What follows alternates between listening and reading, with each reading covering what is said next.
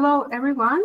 Welcome to our webinar, Conservation Communication That Works, Clear Messages, Local Voices, and Media Smart Strategies. This interactive webinar was designed for people that are working on communications in nature conservation topic, also the one that working in nature conservation topic, biodiversity monitoring, but don't have the dedicated communications team. And also for those who are interested in this communications topic itself and would like to connect with peers and hear the insights right from the field.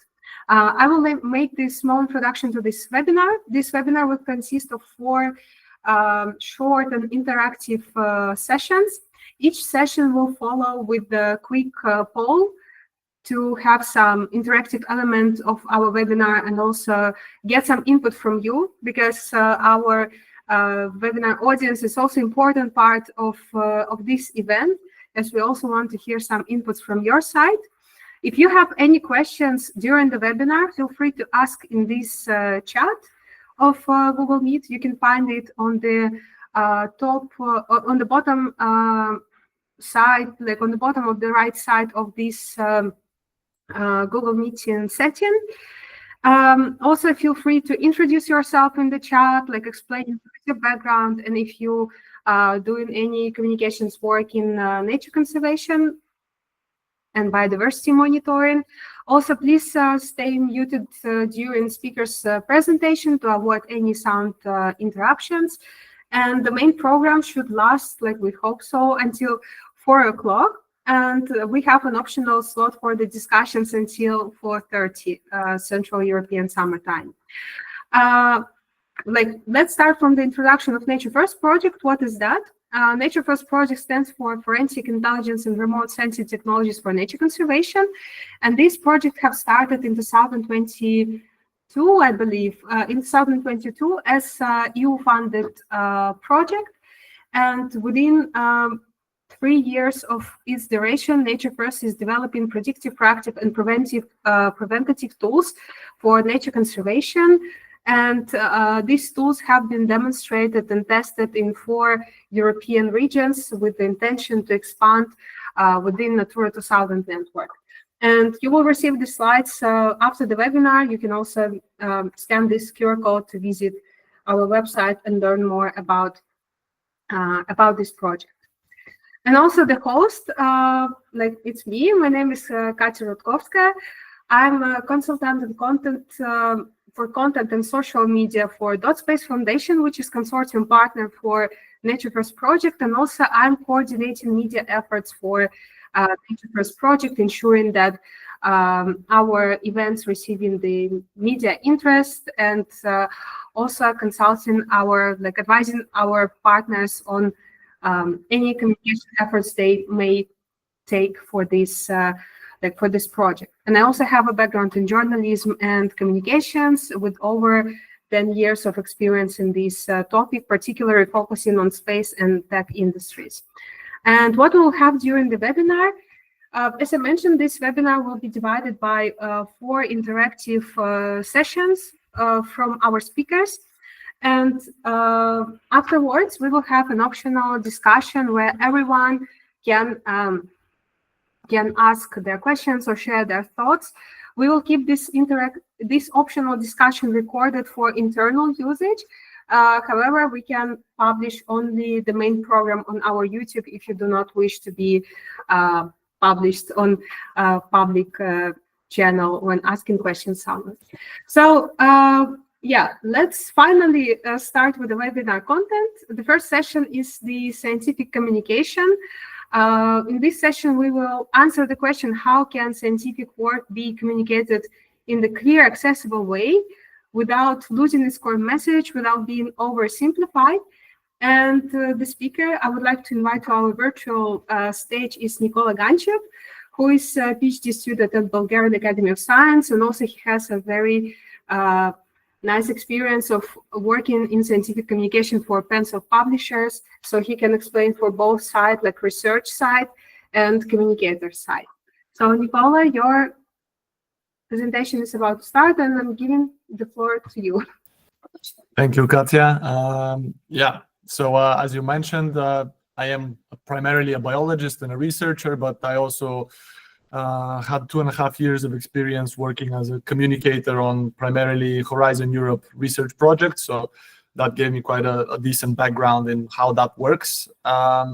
Just to say that my presentation is mainly targeted towards researchers and non-communication people. So for this audience, might be saying some things that you already know, but I'm sure that there's going to be some nice tips there as well for everybody. Can we go to the next slide? So we know that the basis of communication and really scientific outreach are the three main pillars of communication, dissemination, and exploitation. I think we all know what they are, but can you click? So we can, yeah, communication promotes your research in the field, and your activities as a researcher aims to raise awareness and to create an audience. And this audience is very useful for when you actually have scientific outputs to disseminate. And dissemination, we know, is the promotion of actual scientific outputs using also technical language, targeting technical audiences as well, making it as accessible and open as possible. It's difficult, though, to have successful dissemination if you're lacking in the communication, if you're lacking in engagement and in having an audience. So exploitation is usually the last one to come in any big research project. It's the implementation of results, making your results be used and making a difference really in society in some way. It's the most difficult part because it's not entirely dependent on you as a researcher. It's also dependent on the audience and having the right levers to press so that they take up your knowledge and your experience and utilize it, be it in policy or industry or whatever else. But all these three pillars have one common issue, which is on the next slide, which is that we live in an attention economy, which means that your valuable research outputs are competing with everybody else's valuable research outputs, and also with TikToks, Instagram Reels, and all those very engaging, fast dopamine things that you see online. So it is difficult to get your voice through, especially when it comes to scientific output. Can we go to the next slide?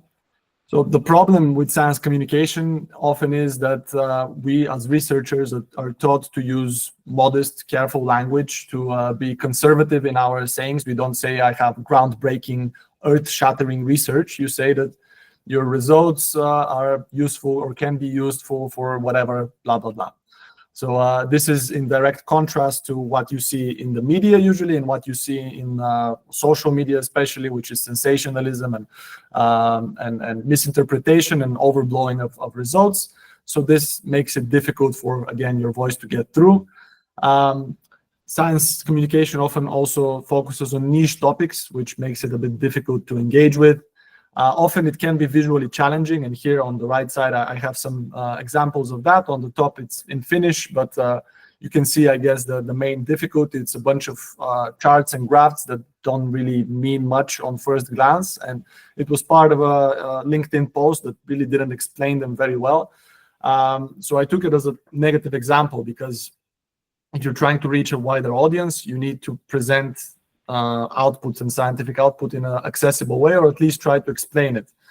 And the bottom is 2 invitations to events that have been published by my institute in Bulgaria, and unfortunately also have them as negative examples just because of the visual representation. Both of them are invitations to cool events, photography of bats, and the other one is a botanical one, but they lack hierarchy, they lack visual interest and visual appeal. So even if they're online or in person, it's very likely that you're going to skip over them and not pay too much attention because they are visually challenging. And lastly, science communication can often be perceived as dry or bland or otherwise uninteresting by a wider audience. So then, what is the solution? Next slide, please. Thanks. Well, firstly, it's what I mentioned with communication, is to present the process and not only the results. For the wider audience, usually the results, the scientific results can be interesting, but oftentimes the process is more interesting than them. Your job as a biologist collecting samples in the field might seem trivial because you do it every day, but for the regular audience, that's quite interesting because it's very different from their way of life. So presenting the process of research and not just the results is a big step, I think, and in my experience, something that helps a lot for the people to connect with what you're doing. And then after they've connected and they're interested, it makes them more inclined to delve deeper in your results and in your complicated graphs and try to understand those. Next thing is, when possible, oops, sorry, can we go back? Yeah, it's when possible to spend some extra time on the design element and the visuals. And on the right side, you can see some examples of that. The top one is a brochure that is made by my colleagues at Pensoft, designers. So a bit outside of my scope or any the average researcher's scope of competence. The bottom one I did, it's a visualization of some results. Yeah, Mambo is a nice project. It's some visualization of some results, citizen science results. And my colleagues that did those citizen science events wanted to present them just as a table, like an Excel table online. And I said, okay, maybe let's try to do something a bit more visually engaging. The designers were busy, so I did this. It took me quite a long time, but not that much. And I used Canva, so quite accessible and free. It doesn't need any experience. So that's my advice, to try to spend some more time. I know it's difficult and it's time consuming. And the last thing is to use a wide range of platforms when possible. So I'm going to go over some quick fire tips on the next slide. And the first one is to use Canva to make some nice illustrations and templates. The next one is to use your own templates and create your own templates for posting on social media. It's difficult every time, I know, to create a new visual or infographic or whatever. If you create templates on Canva, it's easy to just fill them with whatever you're trying to communicate at that time. Next is to use clean designs. I mentioned that already. The next one is to use social media often. And I know this one can be quite difficult and annoying, especially for researchers. We don't like using social media. A lot of my colleagues use these social media calendars to schedule content. I hated them, but they work because the algorithm likes posting often and it likes you being active. That's what also that increases the chances of people getting your content on their page. Next is to, of course, seize any opportunities to network and to ask your colleagues and partners in any research projects to reshare and repost and tell their network about things, invitations, and so on. Next is to have a main outlet. And that means for us, for Nature First, it's the website. And having a main outlet does not have to be a website. It can be any social media, Instagram, X, LinkedIn, but it has to be on top of all the promotional materials and all the posts that you promote, so that people can go to one place to find everything they need to know about the research and about the outputs. And what helps with that is the last tip, which is to use QR codes. It seems quite trivial, but it helps a lot if you're giving a brochure with 5 different links, LinkedIn, X, Instagram, website. It's very likely the person is not going to look at all of them. If you give them a leaflet or promotional material with a QR code, it's more likely for them to scan it. And it's much better if this QR code leads to something like Linktree or Beacon, all of these things, something like this, which shows you like all the links connected to the project or the research, newsletter, website, social media, all of that. And with this, I think can conclude. Thank you for your attention. And I think Kacia is going to run a short questionnaire. She's going to explain on that. Yeah, thank you very much, Nikola, for your presentation. It's very interesting to listen about that. And also as a reminder for people that communication tools doesn't have to be like very expensive. For example, like you can create a great visual template using the Canva, and it will be still attractive, but you just need to take it into account and keep in mind. So we have a little bit of time for short poll.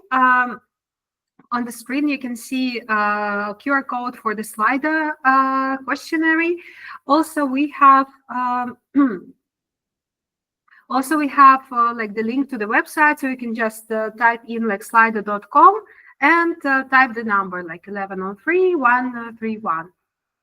And once you will get there, let me just find a way. How can I present this? Yeah. I hope that you all can see these results.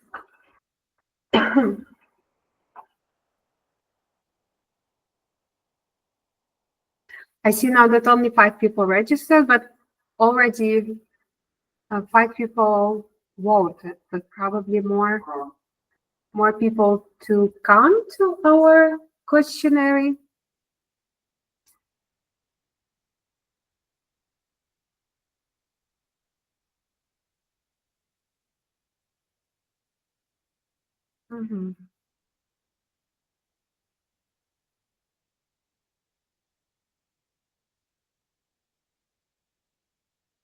Okay, yeah, so now we will, like, people can still vote, but we already feel and see the tendency of of the answer. So maybe, Nikola, if you can, like, give your opinion. Yes, the purpose of choosing this question is not because I have an answer, it's just because I was interested in everybody else's perspective, and from the answers I confirm what I already thought was going to be. It's both. It's difficult to create and gather engagement and interest in what you're posting, even if you adhere to all the tips that I gave. And that's just the way it is. It's difficult to get through the crowd and get through all the noise online. But it's worth trying, of course. And lack of time and resources is another big thing, especially if you're not in a huge consortium where you have a dedicated partner that deals with the communication exploitation. It's very challenging to be a researcher and have to do all the field work, analysis, administrative work, and then also think of communication and dissemination. It is, but it's, again, worth doing it. And if you want to have your voice heard, at least some time needs to go into that part of work as well. Okay, thank you for commenting this. I'm aiming to be fast paced in our webinar, so thank you very much, Nikola, for the presentation and giving the comments on participants' opinion. Yes. No, that was excellent. Okay. Thank you. Okay. I will keep for now this questionnaire open. If you wish to vote, you can still provide your opinion. And the second session is related to media relations and sensationalism. It's something that Nikola already mentioned, that sometimes scientific findings may be over-sensationalized or oversimplified for the audience. So the way how should we communicate this with a balanced approach will be explained by Eva Toncheva. She is a journalist and PR communication expert, and she also works for Bulgarian news agency. And we know Eva from our field workshop in Bulgaria. And thanks to her, we managed to gain also media attention from local media to our visit to this country. And yeah, let's hear from Eva what her experience is and some tips from her. Hi everybody, nice to be with you. I must say I feel kind of endangered species here, because you're all people here are nature conservation experts, and I'm a journalist from a totally different planet. Sometimes I wonder, can we speak the same language? But I think due to my communication work, we can manage. As I said, I'm from another planet, a journalist, although I have worked on several projects on nature protection. One of them is Rewilding Europe. It's a pan-European initiative to bring nature back. It has worked, by the way, it's working still in Bulgaria, in the Rhodops. The photos you see in this presentation are from there, but also in Carpathians, where your project works. I love this photo because you see very dedicated, passionate people devoted to nature and nature conservation, watching, in this case, vultures. But they miss sometimes, somehow they miss people. They miss the audience. They're so dedicated to nature and to wildlife that the rest of the world doesn't exist for them. And this is a huge problem. Nature first, but also don't forget people. And don't forget the mediator between people and your projects and your activities, the media. you need the media not just because of the media to be in the newspaper or on the television. You need the large audience behind the media. And this large audience, you need to support your work and to make it more effective. This is the ultimate goal you need. You need people to support your work, to know it. So not willing or not able to approach the media, this is the huge challenge I see when I work with people from nature protection world. They really want to have the media most of the time, but they somehow are scared because of wrong articles, sensational articles, misinterpretation, and etc. But believe me, you need it. And here comes the difficult part. Even if you agree you need the media, how to approach the media and how to know how the media works. And the biggest challenge is media overloaded with stories, with politics, with business. They work under pressure. They also want to have materials almost ready done. So you need someone to help you to write the stories from their perspective, not from your perspective. Keep this in mind. And they're also flooded with PR materials, which is a huge problem in the journalism. You could have the best PR materials, but believe me, this is not something that the media appreciate or want to have. Another challenge is sometimes you might consider an idea or development as news in your circles, but this is not news for the media. And this is difficult to explain within such a short webinar. So maybe the next slide, some tricks and tips what also Nikola did. So have a story. You always have a story, I know. It's important. It's about bears and wolf protection. It's important for you. But for whom? Is it important also for the large audience? Is it important for livestock breeders or for farmers who live in the nearest areas, or for students? For whom is important your story? This is the first question you have to raise when you want to approach the media, because the story for you, the news for you, might be not the story for the media. So also think about the news. It's not always what you sent in your press release or the publication on your website about your meetings or discussions or roundtables or your internal things. So make a difference what is news for you and what is news for the media and for a large audience. Don't forget that journalists think in another way. News for them is something really new, but also how many people are touched, are interested in this. Several of the examples that Nikola gave, yeah, they're nice, they're cute, but believe me, 80%, if not 90% of the media will not jump on it. You need someone to translate it, to make it work for the journalists. A PR expert or better a media expert.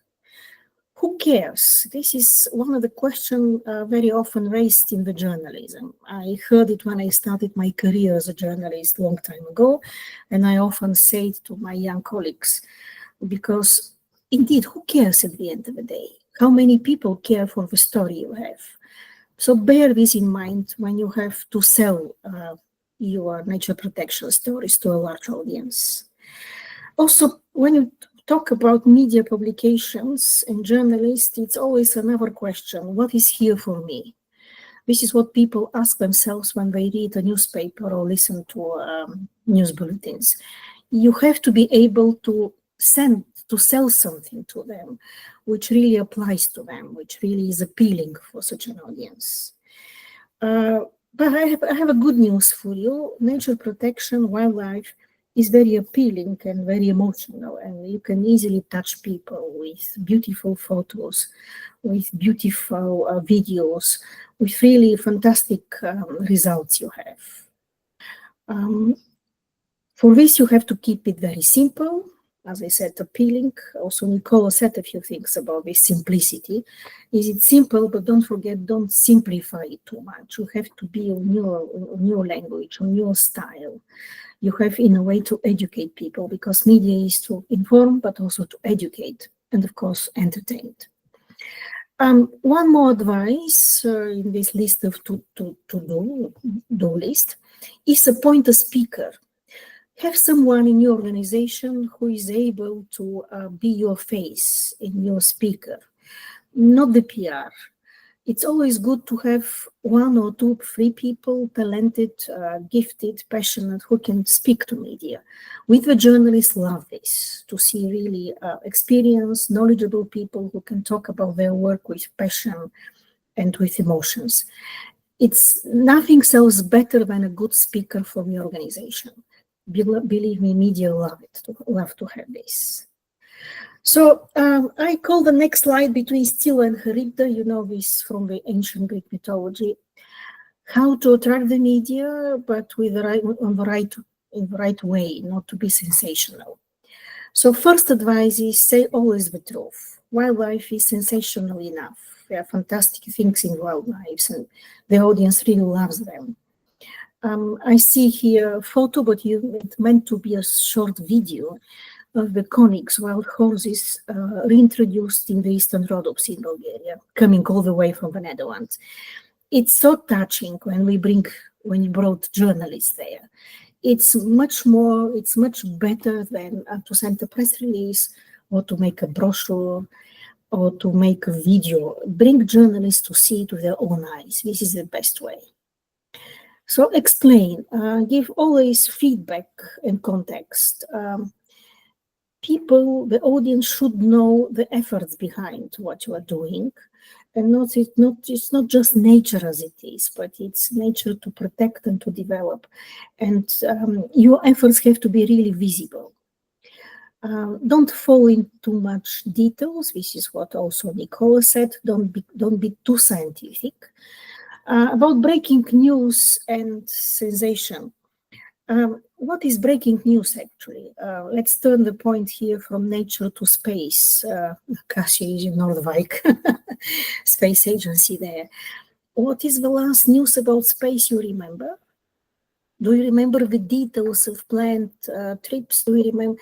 People remember big things, so try to be really big when you have to report. Don't approach media with any tiny detail. Really make the news.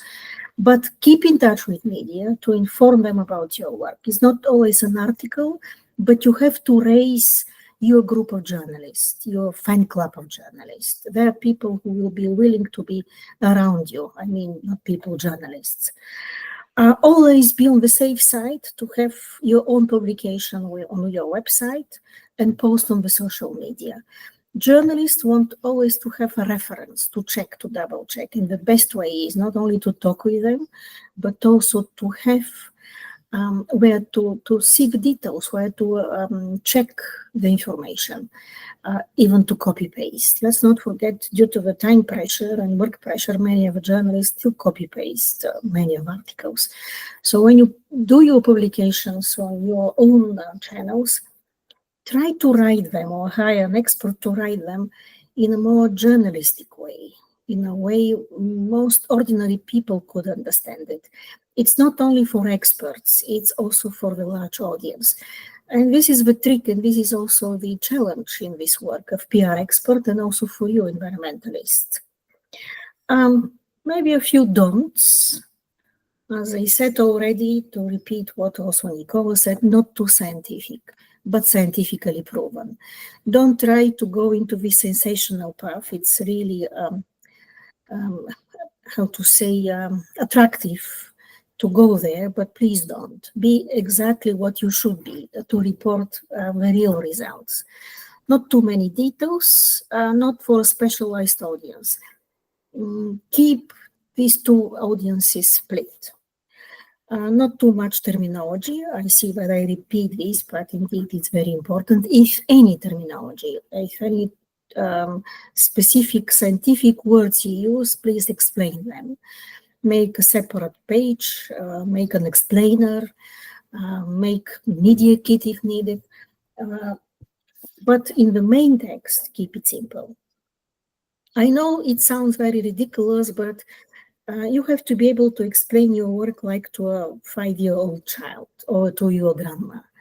When you prepare documents for journalists or for the large audience, read them first to outside people, people from outside, not from your balloon, not from your world. If possible, and this is indeed possible, check it with a journalist. You have a media list, so check with people, send them this text, ask them, is it understandable? Do they have questions before you send it to your media list? This always works, by the way. At least in the beginning, this will be very helpful for you to learn how to make it for journalists. And next slide, don't forget the social media. A brief overview here, YouTube is the king in your countries, in my country, use it for shorts, for long videos. Facebook is for a bit elderly people, but still one of a very strong media. And I strongly recommend you to go on TikTok. I know that you hate it probably, but what I discovered over the last year is this is where the young audience is. And this is where all the nature protection people have to work to attract and to keep young audience on their side. This is the future, so you need them. Start speaking their language, hire young people from their group. Be, of course, what you are, be serious, but also make funny TikToks just to attract this audience. Have your TikTok channel. I was very much against this channel, but I changed my mind after a webinar on TikTok when I had a Reuters colleagues and an example of CNN, I got the name, a very prominent CNN journalist who joined TikTok to be able to tell stories to his teenager children, because they don't listen to him on CNN. They want to see it on TikTok. So be on TikTok. Alternatively, you can be on Instagram. They are both very similar. There you have huge potential because Instagram is photos with news. So you can sell your news to large audience and also to media via very beautiful photos and videos. LinkedIn, of course, it's your professional network. You're there. X, why not? Although many people drop off from there. Blue Sky, don't be shy, don't be reluctant to explore new media. You have to be everywhere possible, like a fan to many areas. It's not just for the large audience, as I said, but many journalists follow these social media and from there they pick up news. I can assure you that many of the news, even in our news agency, even in media, not only in Bulgaria, come from social media. This is where they first have been spotted. So use the social media. And last slide, just 4 last tips. Stay connected with media and journalists. Invite them for a drink, invite them for a so-called media breakfast, meet them on a regular basis, with or without news. You need these connections, not just to send a press release, but also to be in touch with them and to see what they're interested in. And also to check your news and your stories with them. What would work? What would be possible to do to reach the media and to be in the media? So use this formal and informal communication. It's paid off, by the way. For sure, having good relations with journalists always helps. Not just to have an updated media list, it's important, but to have the important names there. I always advise to projects to have their media fan list. Develop your fan club of journalists who are interested in your work, who are interested in your project, who are interested in you as experts. Always try to use press moments at your events. Could be very scientific meeting. Make 10 minutes at the end or in the coffee break or somewhere in time which is suitable and appropriate for journalists. Invite them. Put some of your speakers, make stories for them. Media need some food for their articles.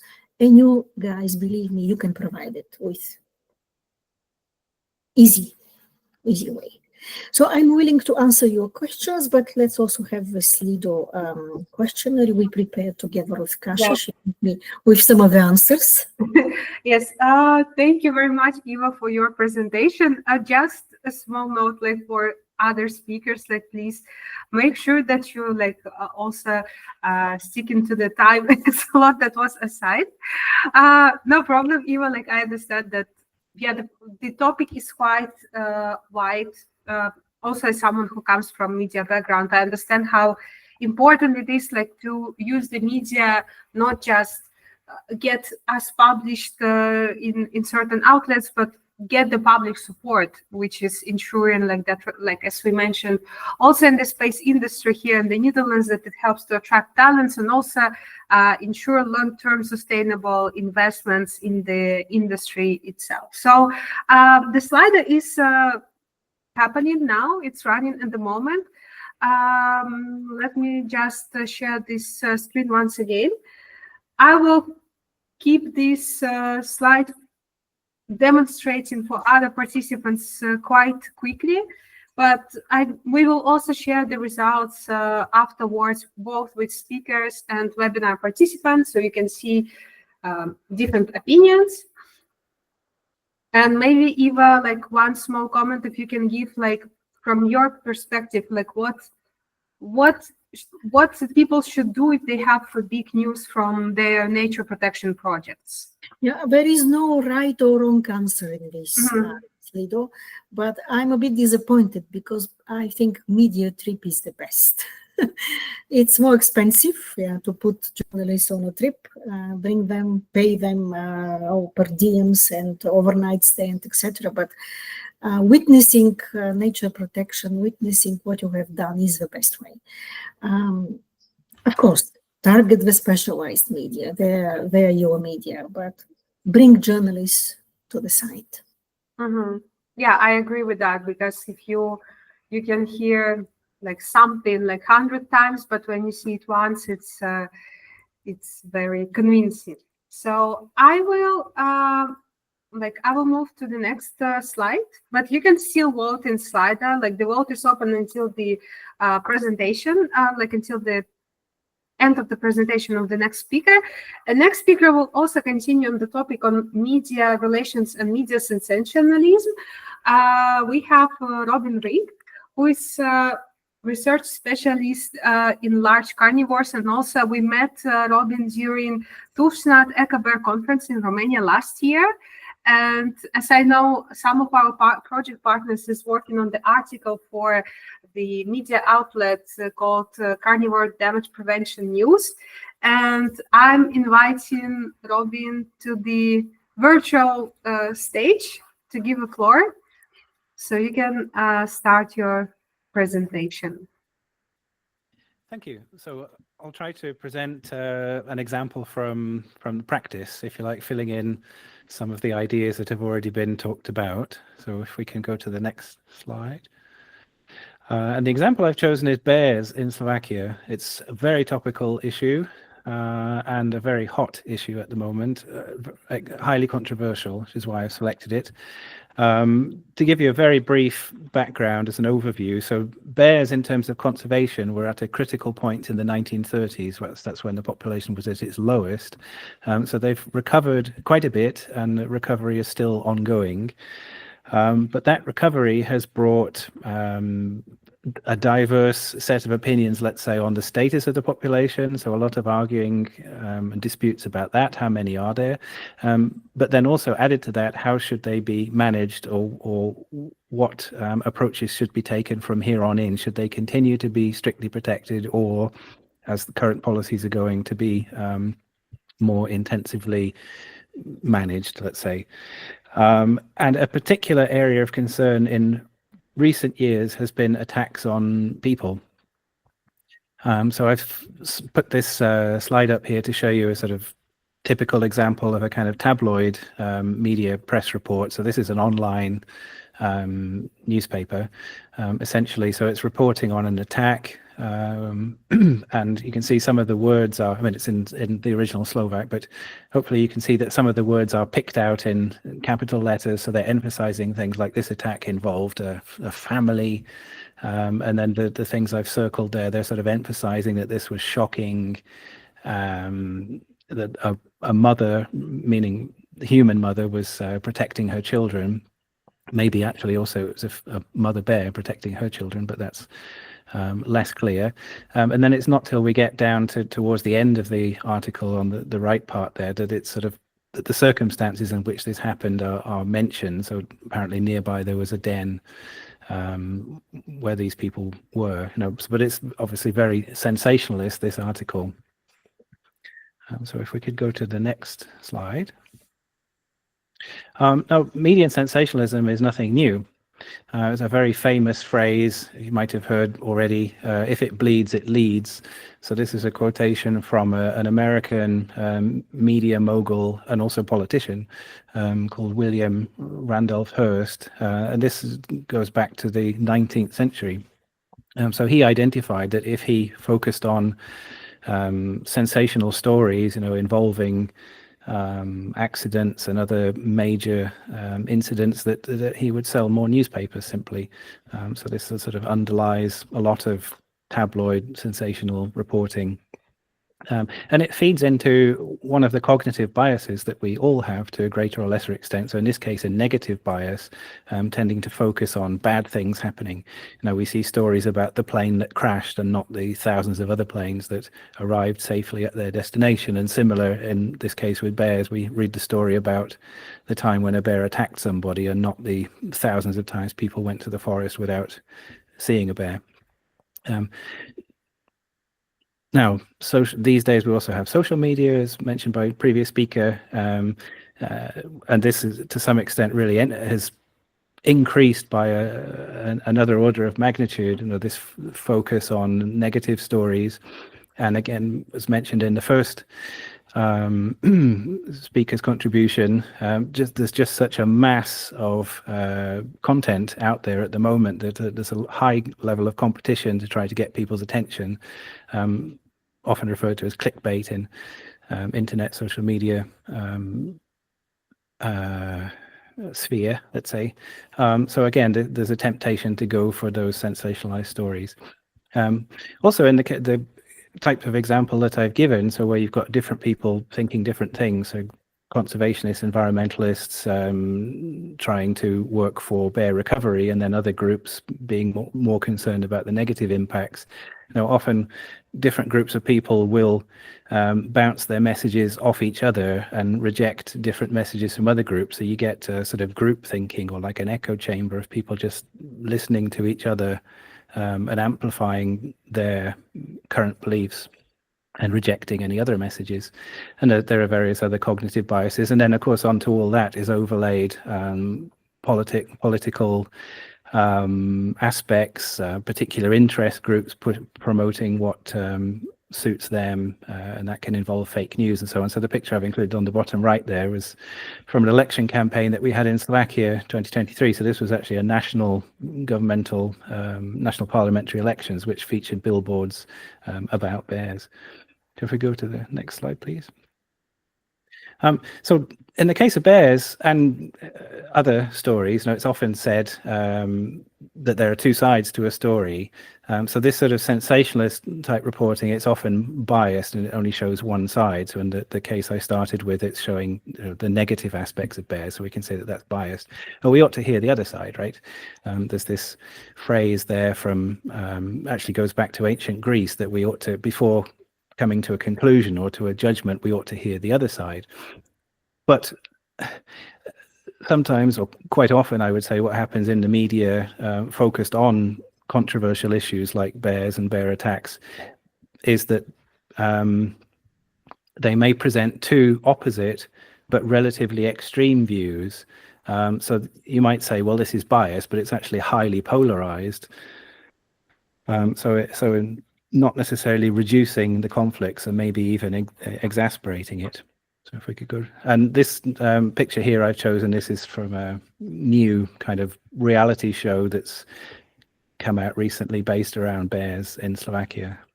So again, I think this will just rack up conflicts and emotions even more. Next slide, please. So what about the middle ground? If we've got these two extreme views being presented, we're sort of missing the middle. And I've included this other quote there. So understanding is a three-edged, not just a two-sided, but a three-edged sword. There's one side, the other side, and then the truth in the middle. So we can use science, obviously, as a method familiar to most of us here, as to try to focus on what evidence there is, try to be as objective and unbiased as we can to figure out what's going on. And of course, there are many examples of that, including looking at bear attacks and when and where they happen, what might be driving them, and so on. So that's, I've included one such review in the middle there, the Scientific Reports article.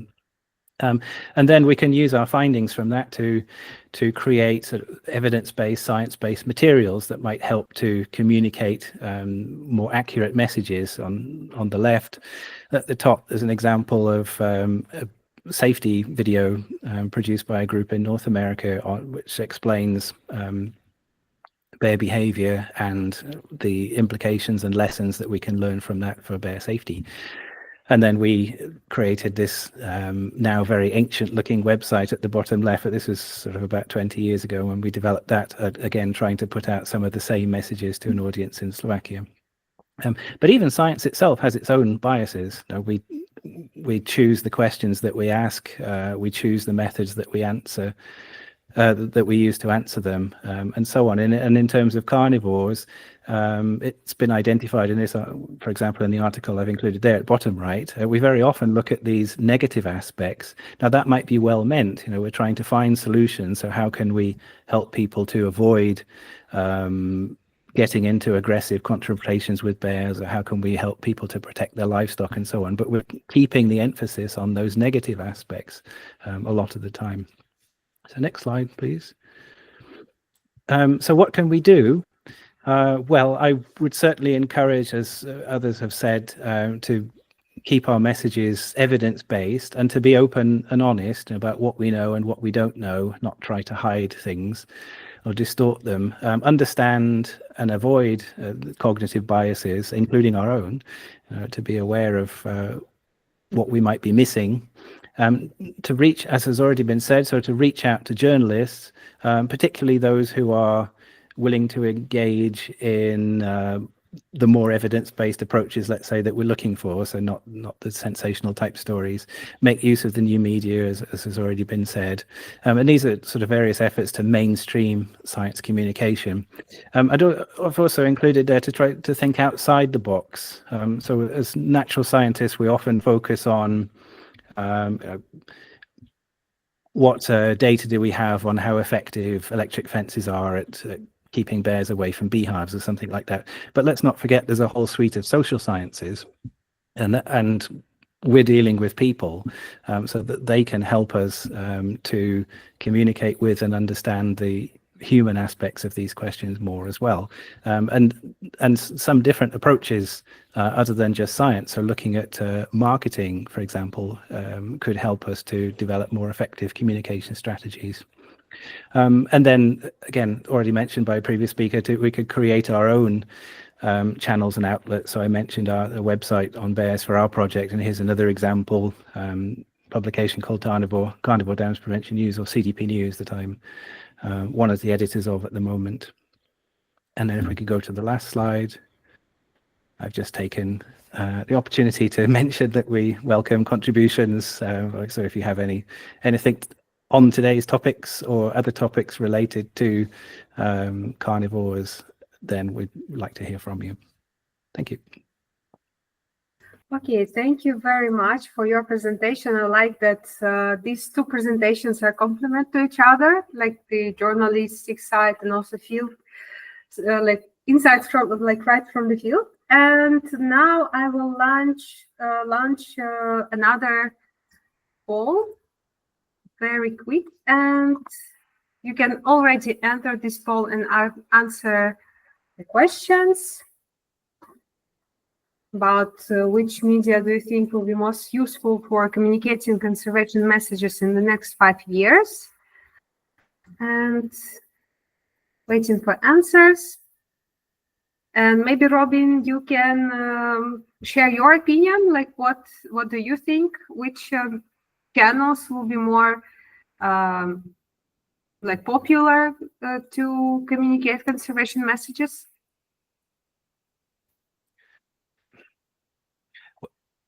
As has been said, I think we need to use a variety of platforms in order to reach different people. Certainly, my own kids are on TikTok, so that would be the place to get them rather than science journals. But yeah.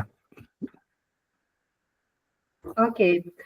I will keep this poll open until the end of the presentation of the next speaker. And I think that the next session will also give an overview on another channel that traditionally not been mentioned, but it's about local communities and people in the field. And as channels of communications can be also like traditional printed posters or any other like meetings or any other kind of such things. And I'm inviting to the virtual stage to join Anna Sustersic, and she's communication coordinator at coexistence.life, and she will give a very insightful and interesting presentation on how to localize your communication and explain like the importance of this. Hi, hello to everybody. Thank you, Kacia. I'm Anna. As Kacia told you, I'm the coordinator of coexistence.life, but I work as a freelance in a national park in Italy, and I worked for several years in Tanzania, Africa, on the topic human-wildlife conflict. So I will bring you a brief frame of human-wildlife communication for the community that, in my opinion, is a really, really hard kind of communication. So we can start with the next one. So the perception of human-wildlife coexistence, or better, the perception of the presence of certain kind of animals, as Robin was mentioning before, follows a gradient of tolerance ranging from urban areas to rural zones. This gradient tends to be more positive in urban environments, which are further away from the front line of coexistence. In these areas, higher educational level foster a more positive, but a more idealistic and romantic, often, relationship with nature. Conversely, in frontline zones where coexistence is viewed more realistically, perceptions are generally more negative. These two areas require entirely different communication strategies in terms of method, skills, and people involved, investment, and the relevance of the outcomes. Improving tolerance in frontline zones can lead to significant practical benefits, such as greater acceptance of wildlife presence, participation in conservation actions, and the development of new values that will also resonate in more distant areas, as, for example, the urban area. Okay? So investing in communication to engage rural community require effectively using their peculiar linguistic, cultural, and social background. What is important and what makes communication for communities so relevant and so expensive is that the approach that we have to use emphasizes addressing community issues which may not be directly related to wildlife coexistence. For example, focusing on local topics like agriculture, economic sustainability, public health, social issues, gender, and so on, can foster better dialogue. Research shows that culturally relevant communication build trust and encourage community participation, and are both essential for successful wildlife management. Aligning conservation messages with the values and priorities of rural populations create a shared sense of purpose, facilitating wildlife acceptance and empowering communities to find their own coexistence solutions. Additionally, incorporating storytelling in local knowledge into communication strategies can enhance conservation efforts. Narratives resonate with individuals, make them more relatable, and motivating behavioral change. By presenting wildlife coexistence within the context of community well-being, we can connect wildlife conservation goals with the immediate interests of rural residents. Now, I will briefly present you two study cases that come from our experience from totally different environment. The first one is Tanzania, and the second one is the national park in Italy. So the first example, Tanzania, pertains to a community engagement initiative we conducted in Tanzania. In this community, where hierarchy holds significant importance, many members felt abandoned by the authorities and overlooked regarding their needs, particularly concerning damage caused by elephant and other similar issues. An identity crisis was emerging as people felt that elephants were valued more than human beings. This sentiment led to an increase in poaching incidents and is a form of retaliation against crops destruction caused by elephants, which in turn scaled aggressive behaviors among the elephants. There was also a rise in fatalities caused by elephant as individuals adopted inappropriate behavior in dealing with the animals. So, which communication strategy to adopt for both addressing social issues and change in elephant approach? In Tanzania, community festivals play a particularly important role as they represent an occasion when the entire community comes together. These events provide everyone with the opportunity to express themselves and gain recognitions through dances, songs, sport, and various other activities.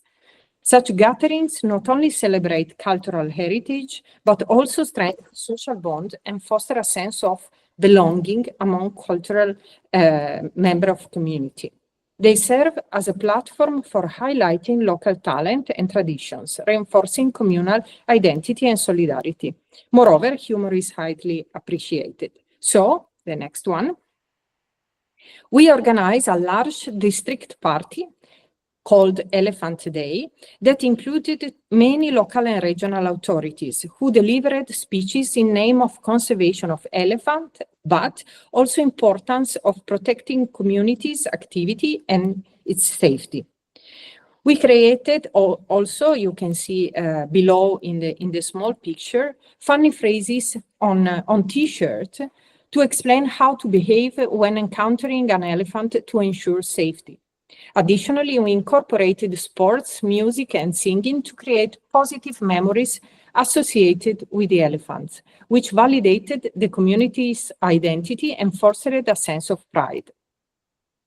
Okay. The second case, totally different, in which we have totally different community social issues and different conservation issues that we have to solve together, both with the communication strategy. So this second case concerns a community within the Stelvio National Park in the Alps, north of Italy. Here, the recent spontaneous return of the wolf has generated a significant polarization of opinions with a predominance of negative perceptions that have led to several cases of wolf poaching also into the park in the middle of the protected area. So the overall view is totally negative and the stakeholders are not collaborating effectively to improve tolerance. By combining social issues and conservation challenges, we decided to organize a social theater event. We then opened a course for community volunteers who wanted to become actors to portray a real dispute that occurred on social media among community members regarding a case of wolf poaching. Okay.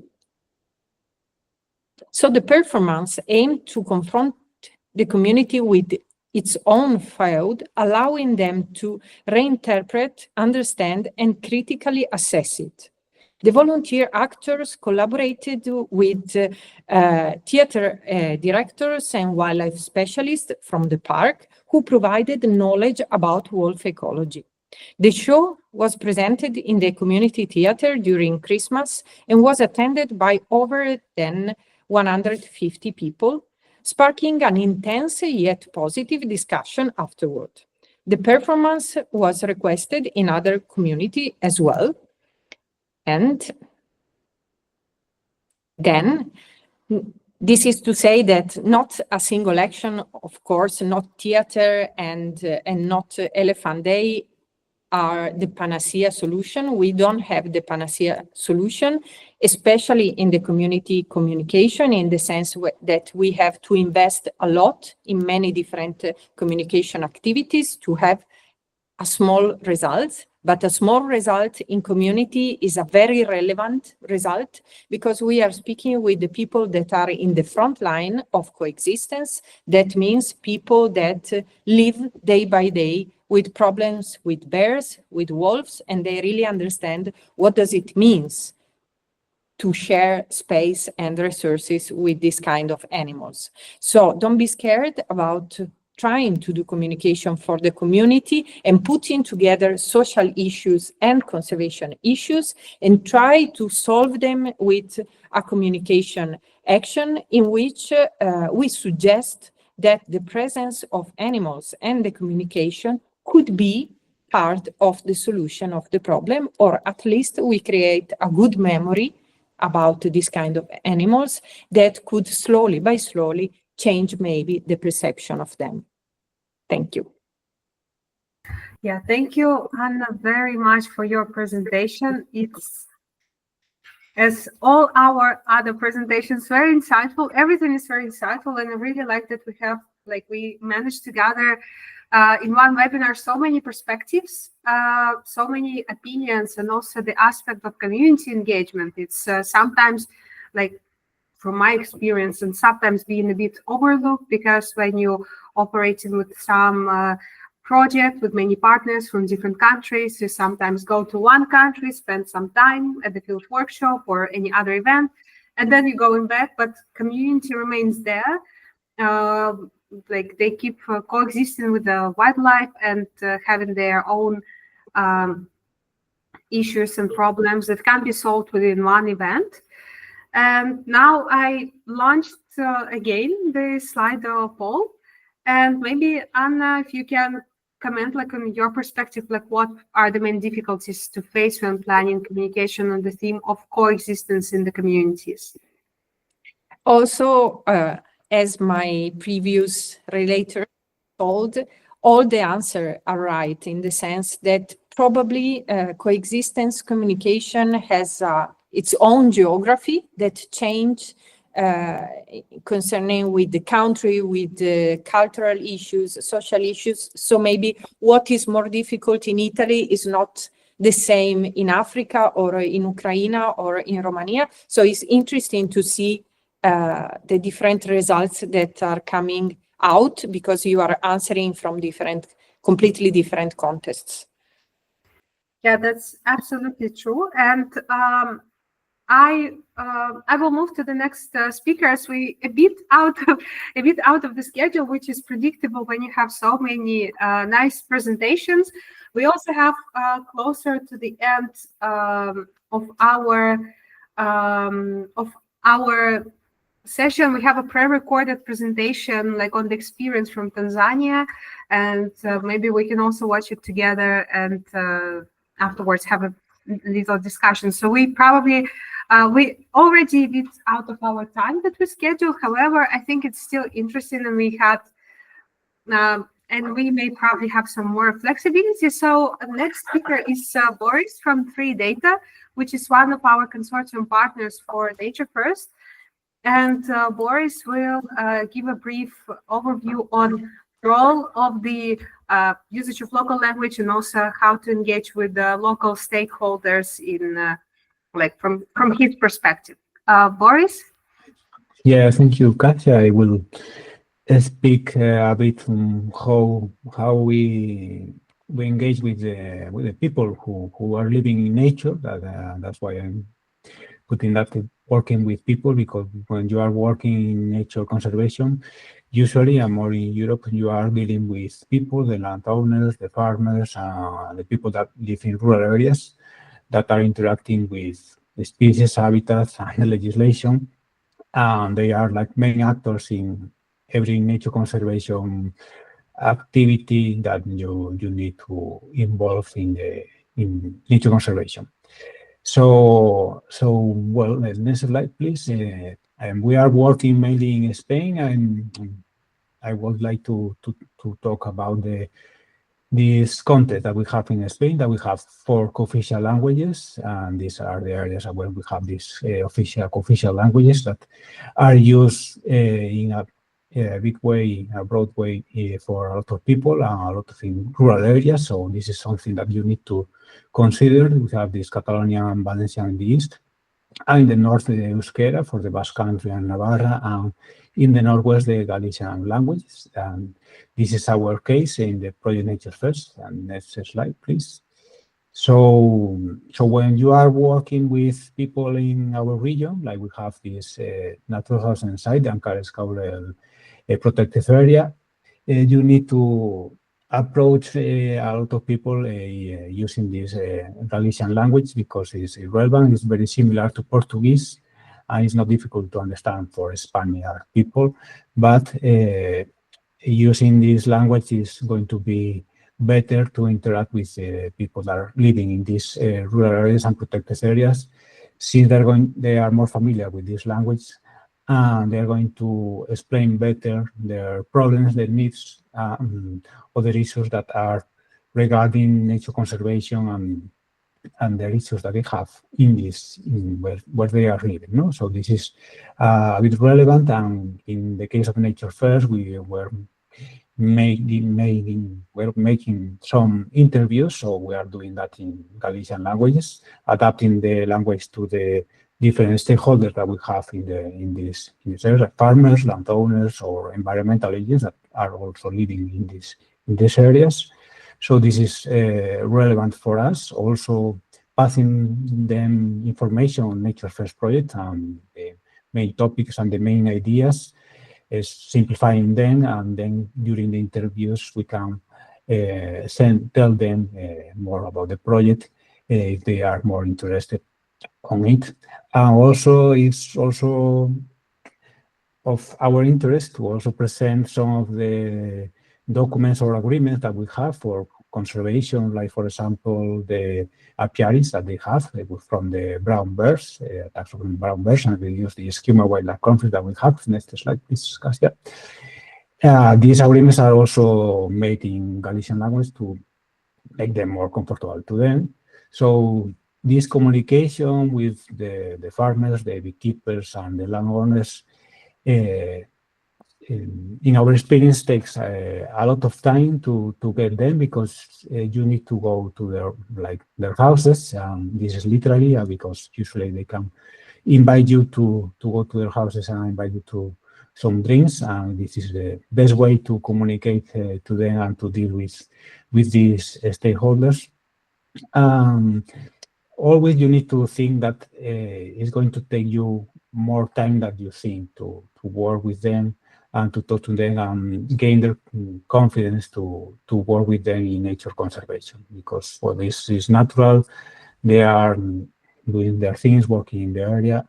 So robbing them time for your projects and to try to help them is difficult. In this case, for example, if we are helping them, supporting them in the protection with these brown bears, it's easier, but in other cases with the legislation or the wolves, it's not so easy to deal with the landowners, the cattle breeders, because these topics are very sensitive for them, because they are living with scare with their cattle, and it's a very problematic issue. Next slide, I would also like to talk a little about other main stakeholders that we are talking and communicating in the project, and this project or nature conservation, and the context that we have also in Spain, like the fermentation in these languages. We have also different regional governments that are already in charge of nature conservation, nature protection. They are providing laws also in nature conservation for the species, habitats, and they are managing the protected areas in every region in Spain. So this is fragmented environment. It's also relevant for you to deal with these type of stakeholders. because you need at least permits to work in the field in conservation, in nature conservation.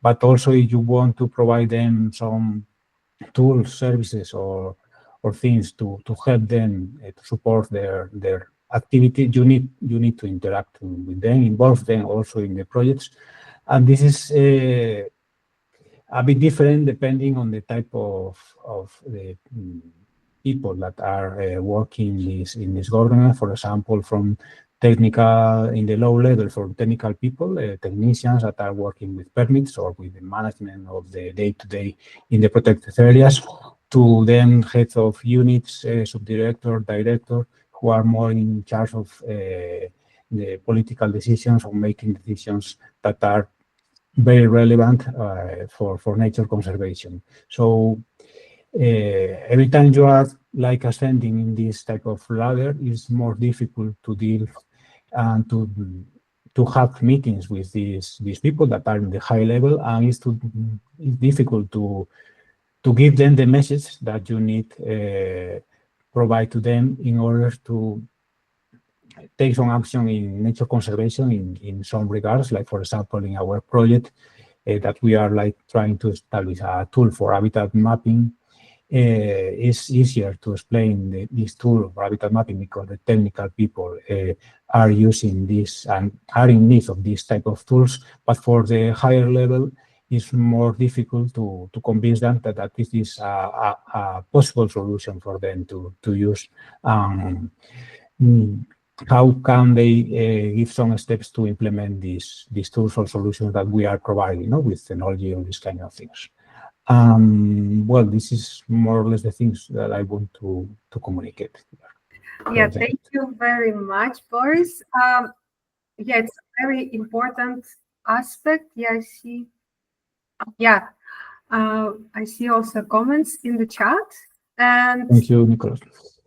Yeah, and it's it's very important, like, to take into account the language aspect, as language is also, it's not just the instrument to communicate, but it's also the reflection of the mindset of people. So it's important to be in this context. And maybe let me just, I didn't insert this slide with the polls. And where do we have poll? Yeah, just a moment. We do have like the final poll before our next speaker, and I already launched the new question about, in your opinion and experience, what kind of stakeholders are the most difficult to deal with when working in nature conservation. And if you can answer this question, and as I mentioned, this question will be open until until the end of the presentation of next speaker. And maybe, Boris, like short comment on like your opinion.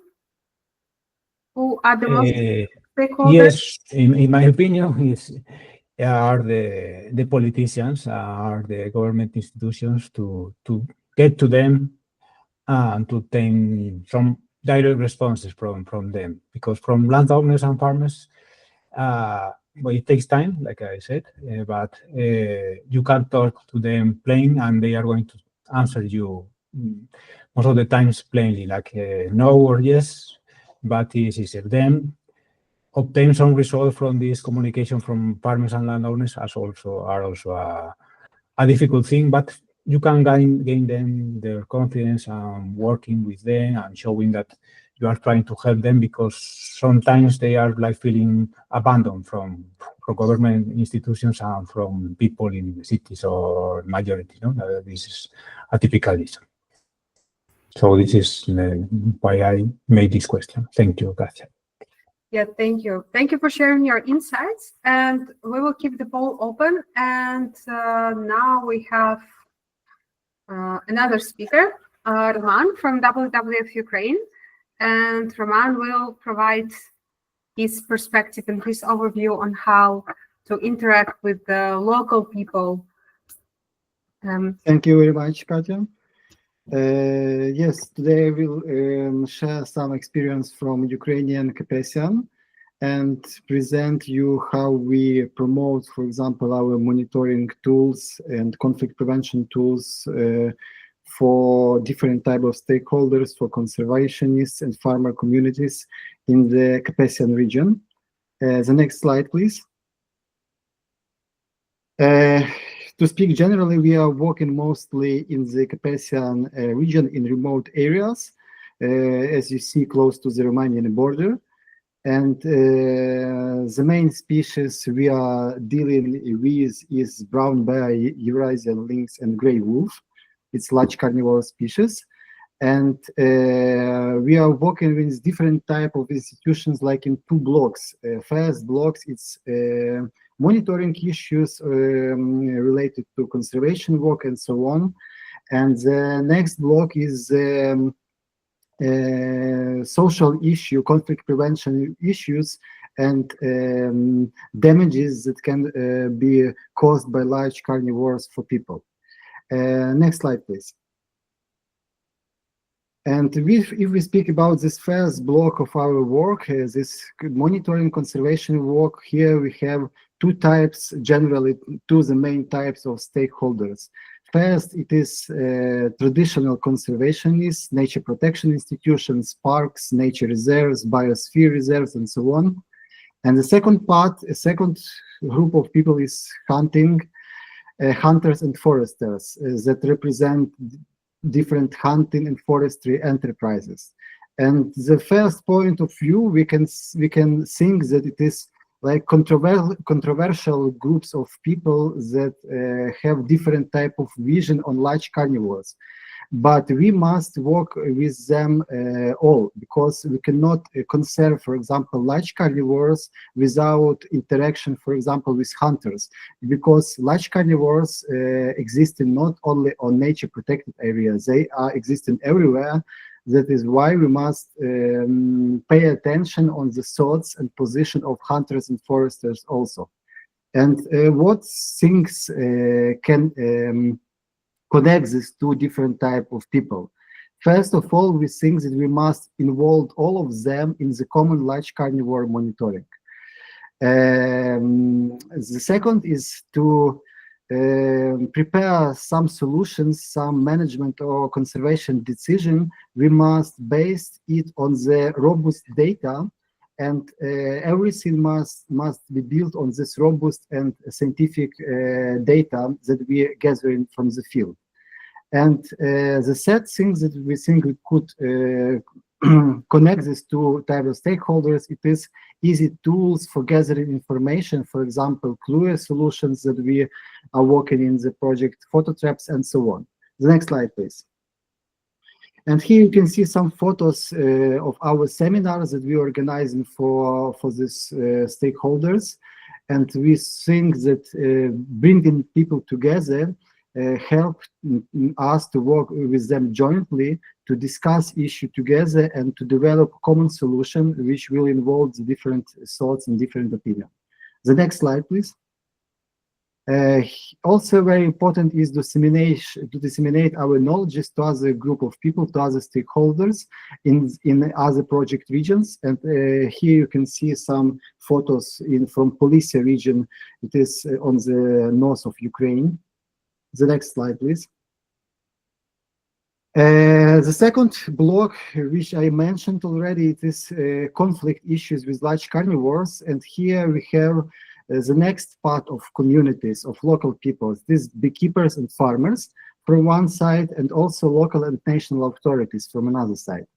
And here we must also think about the contents in which environment we are working and with which people we are working.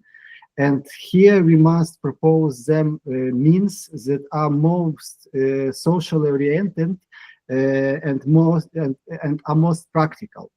We promote for these groups of people, for beekeepers and farmers, conflict prevention measures, conflict prevention tools such as electric fencing, popularizing herding dogs, and so on. And these instruments help people to coexist with large carnivores from one side, to mitigate the damages, and to conserve this traditional farming practice in the high mountain part of the Carpathian, and also to help develop local communities in this mosaic landscape of the Ukrainian Carpathian Mountains. And next slide, please. Here you can see some consequences of large carnivores with locals. Photos are not so much pretty, but it is a context with which local peoples interact in their daily life, let's say. The next slide. And to help them, as I mentioned, we promote electric fences instruments. We shared with our partners 41 electric fences from 29 to now. And here you can see some photos from the field with the installed electric fences. The next slide, please. Also, we meet some difficulties now, especially in our work with local peoples. And a lot of difficulties are also due to this Russian aggression in Ukraine. For example, now we have a lot of reduction in the number of farmers and employers of environmental institutions due to the mobilization of people to the war to protect our country. We also have some difficulties in the border area, to the permission to the border areas, because, as I mentioned, we must have a lot of permission due to the war. We have lack of mobile coverage in many areas, especially close to the border. And of course, a lot of unique habitats, unique species and ecosystem has been destroyed in eastern area of the Ukrainian Carpathian. Thank you very much. The next slide, if you maybe have some questions, you can ask. Thank you. Yeah, thank you very much, Roman, for your presentation. So I will share the screen of the recording of our last speaker, Judith Dekkers, who is founder and director of Kumbe Biodiversity, and she's based in Tanzania, and she used to be the project coordinator for Nature First project on behalf of Sensationalism organization, that is scientific coordinator of our project, and she will explain about the importance of understanding the local context and how to introduce your technology in the new place. Hello, everyone. My name is Judith Dekkers. I'm from the Netherlands, but I currently live in Tanzania. About 2 years ago or 3 years ago, I joined the Nature First project as project coordinator, but I stopped last year because I actually founded a company in Tanzania that delivers services for biodiversity monitoring. And in this session, I'm unfortunately not able to join you in the webinar, but I would like to give you some information about how communication works in Tanzania, and especially when you introduce new technologies in this country. And it's not always easy, as I experienced myself in the last couple of years. The company I founded last year in Tanzania is called Kumbe Biodiversity, and we deliver biodiversity monitoring services for projects in the country. That means that we work with camera traps, bioacoustics, but also with eDNA. And to introduce these new services, in Tanzania, it's very common to not have a website, but actually use Facebook and Instagram. So lots of companies don't even bother to have a website like we are used to in the Netherlands or in Europe. But an Instagram account is just enough to prove that you exist and to update your followers about the things that you work on. So from a communication point of view, the customers of Kumbe are normally bigger organizations or government institutions that of course have access to the internet. So in that case, we communicate through channels that we also use in Europe, like LinkedIn, a website, Instagram, things like that. Instagram and Facebook are far more popular in Africa than websites, so we use that a lot.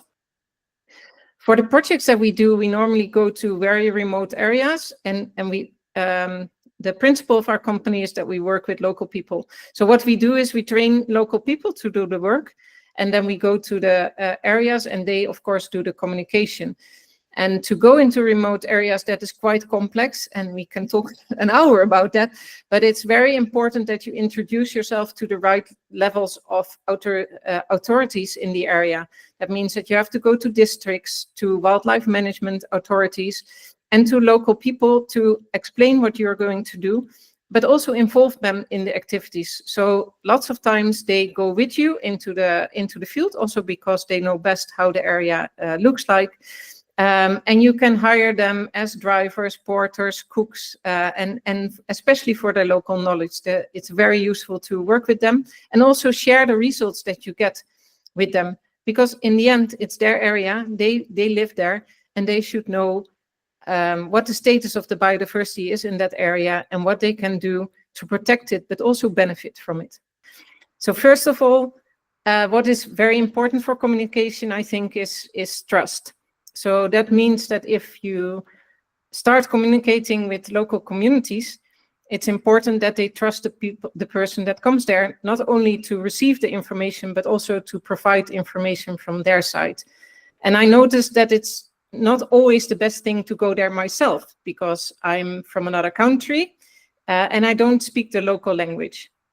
And first I assumed that a lot of people speak Swahili, because that's a national language in Tanzania next to English. But in fact, not a lot of people, especially in the more remote areas, don't speak Swahili. They have their own language. There are probably a few hundred languages in Tanzania. And of course, I don't know them. So what works best, what we experienced, is that actually somebody that speaks the local language goes there and talks to the local communities to talk about new technologies, but also to understand their knowledge about the areas that we try to protect. What we had last year is that we talked to local people about snakes, and a lot of Tanzanians think that all snakes are venomous, which makes sense because they have never been taught anything else. So in that case, you can come from Europe and be an expert in snakes, which I'm not, but a friend of mine is, and tell them about snakes. But the chance that they really believe what you're saying is kind of small. So we talked to a snake expert from Kenya, and he actually explained about snakes and why some are venomous and some are not to the local Tanzanians. And you can see that they accept that message much more than a message from somebody that they don't know. 2 years ago, I went to the south of Tanzania to provide a training for Sensinclus, actually, which includes training them in an application on your mobile phone. And I went there, only as one of the teachers, because everything I said was translated in Swahili. What I didn't realize before I went there is I know that a lot of people in Africa have mobile phones, but I didn't realize that they don't have smartphones. They have the old-fashioned phones that we used in the past. So they were not used in using a smartphone the way we are used to. So the first, well, I say 4 hours of the training was just to teach them how to use a smartphone, which is not complex, but if you've never seen it, you have to be introduced to it. So I didn't realize that, but luckily they quickly caught up to speed.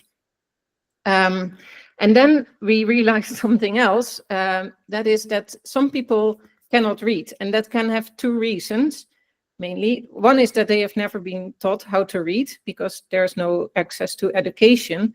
But another reason is that they don't have glasses.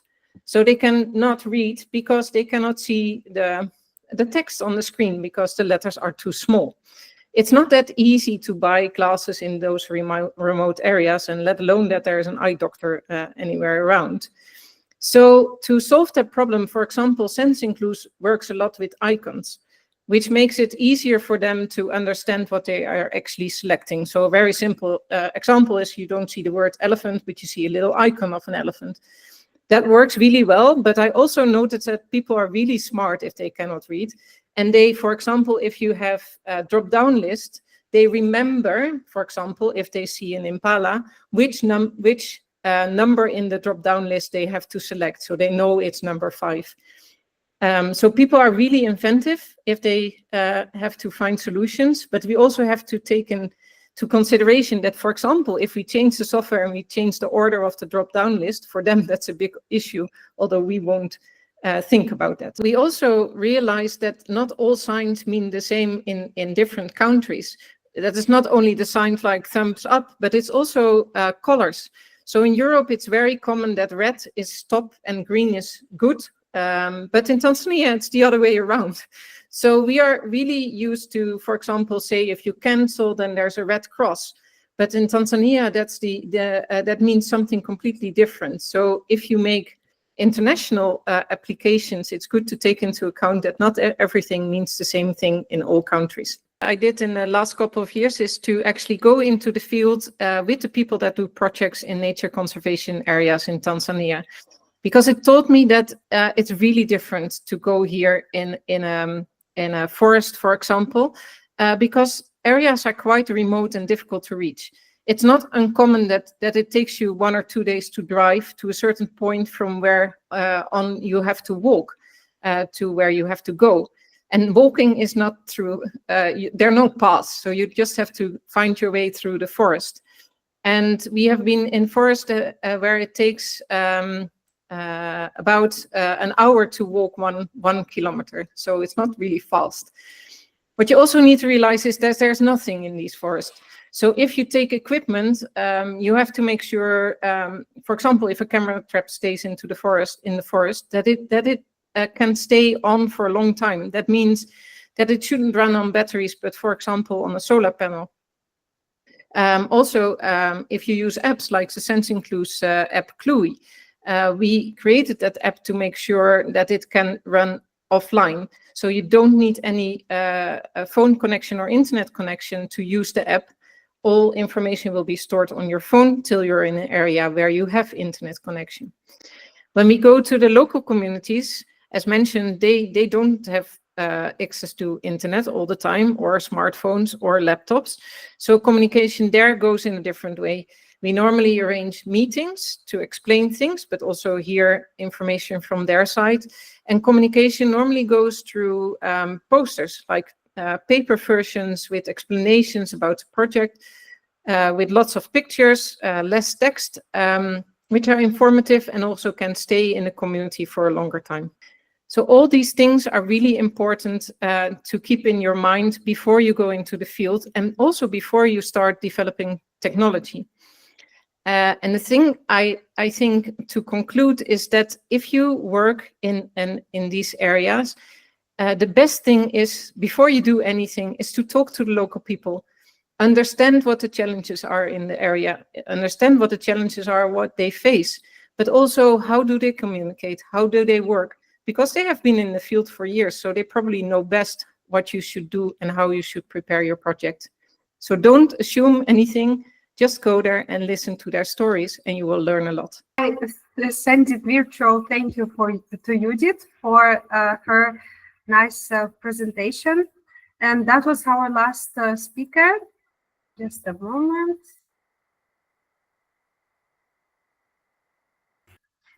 So we concluded our webinar that also would help us to shape the future workshop on the communications and outreach for the final conference on Nature First projects that will take place on 25th, 26th of June in the Netherlands.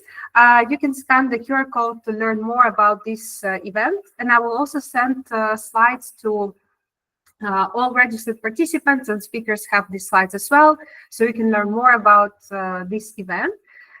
Thank you very much, and I will stop now the recording.